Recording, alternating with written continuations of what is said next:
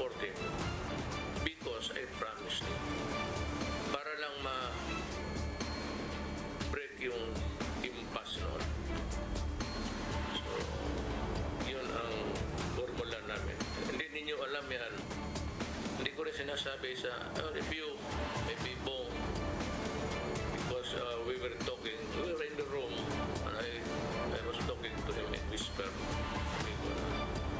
Atras ko. The news day continues here on One News Now. I'm Charles Lejano. The inoculation of indigents under the A5 priority group continues today. But some residents of Manila are unsuccessful in securing their shots. To tell us what's happening on the ground, we have Romel Lopez. He's reporting live from Tondo, Manila. Good afternoon, Romel. What do you have for us? Yes, Charles, day 2 of the vaccination for the A5 priority group continues here in Manila. Some residents of Tondo lined up early this morning just to get inoculated. They lined up along Road 10 earlier, braving the trucks flying the highway just to get vaccinated. But the supposed start of the vaccination at 6 a.m. only pushed through past 8 in the morning due to the sensitivity of the vaccine. Residents who got inoculated expressed their happiness to get their protection. But those who are waiting outside complain that many are cutting the line, which is why queuing up became miserable. Still, they said that such ordeal is nothing compared to the protection they will obtain after the vaccination. Thus, they will stay in Santa Ana, Maynila. However, some residents went home disappointed as many of those residents outside the area were sent home. Manila Health Department says such vaccination sites are intended for those poorest of the poor only in that area, and those residing outside the area are automatically disqualified from receiving the jobs. 1,000 doses of Pfizer are available in 7 vaccination sites for A5 category in Manila. 4 malls in the city are still open to cater the A2 and A4 priority groups with 2,500 doses available for each of the group. Charles, the inoculation continues here in the city of Manila. They have already administered 407,000 doses of COVID jobs for all priority group, with 27,000 plus doses given yesterday. This is their highest record of vaccination deployment in a single day. Charles? Thank you. That was Romel Lopez reporting live from Tondo in Manila. The Octa Research Group is flagging the big disparity between the COVID-19 cases reported in Davao City by local officials and the Health Department. As of June 16, the Health Department noted that COVID-19 cases in Davao City were at 20,793, with only 1,541 of those tagged as active cases. But a different data set was posted by the local government for the same day. According to the local report that also cited its regional DOH office, COVID infections in Davao City was over 35,000, while active cases were at 7,415. Aside from the COVID-19 pandemic, the Philippine Heart Association says the world is facing yet another health crisis, the rising death due to cardiovascular disease. The association reports that cardiovascular disease remains to be the leading cause of deaths in the world, claiming the lives of 17.5 million individuals per year. The PHA adds that some 1 billion adults around the globe are at risk of having cardiovascular disease. Among the risk factors are hypertension, diabetes, smoking, physical inactivity, and high cholesterol or blood pressure. In the Philippines, almost 14,500 died in 2018 due to hypertension based on the WHO's data. According to the PSA's 2021 nationwide hypertension survey, 37% of the Philippines' adult population are hypertensive, and more than 50% of these are male, and some 5% belong to the 12 to 18-year-old age group. Most hypertensive Filipinos come from the middle class, while only 67% are undergoing medication. Filipinos with symptoms of cardiovascular disease are urged to consult their doctors.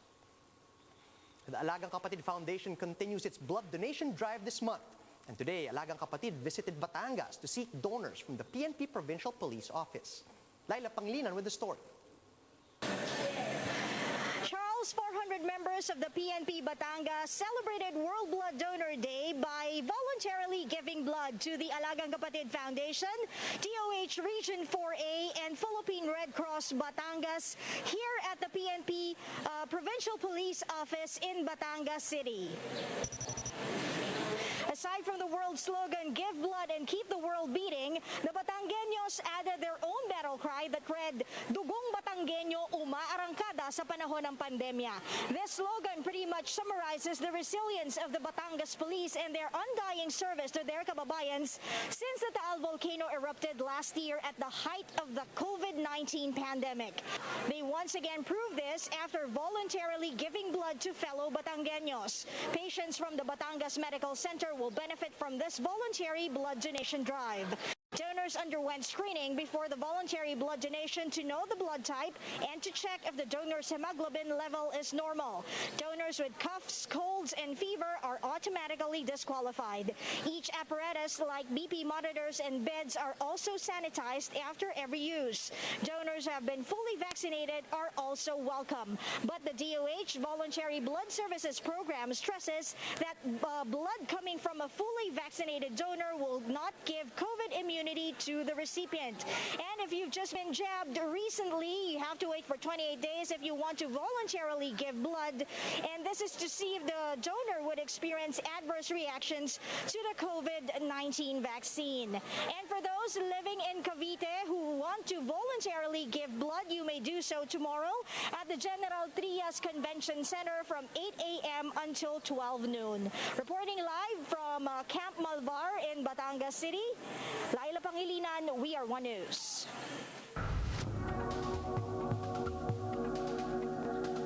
The family behind the iconic 152-year-old hot sauce company Tabasco is now fighting new battles for Louisiana's wetlands. Let's watch this. We've been making Tabasco sauce here for 152 years. The family that makes the world-famous Tabasco sauce are in a fight to save Louisiana's marshlands. We're in the marshes, which means we're basically at sea level. Avery Island is a high point in that. It's 168 feet tall. It's a salt dome. Violent storms and loss of coastal lands have eroded the state's wetlands, which help protect the family's factory from hurricanes and floods. Storm surge and hurricanes, this is your only protection. The company fills 700,000 bottles a day, selling them to 195 countries and territories. We've been making Tabasco sauce here for 152 years. It started out as sort of the original cottage industry. It was made in my great-great-grandfather's pigeon-air, if you will, and he was making it in the 1860s, late 1860s, 1870s. Resources have always been hard to get here, and that's sort of our ethos has been conservation in that way, and then conservation in other ways as well, which is anything that we get out here. Louisiana has lost thousands of miles of coast in less than 100 years. Most of your grasses you have to plant on the bank line. This stuff you can actually plant in the water, and what it does is it forms a barrier so it catches the sediment behind it, so you get the other grasses that take off behind it, and as it builds up, you reclaim marsh. Wetland restoration isn't just protecting the family business, but cities and towns nearby. The key to our success is when you slow the water down or the erosion down, and it works well in South Louisiana because we like a slow pace, so if we can slow things down, it has a really positive effect.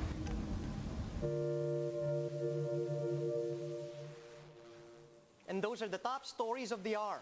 Join us again later at 2 p.m. as we continue to monitor the day's biggest stories. You can also catch One News on Signal Play. Register for a free account at www.signalplay.com. Stream One News live anytime, anywhere. I'm Charles Lejano. Mask on, wash hands, and stay safe, Philippines. We are One News.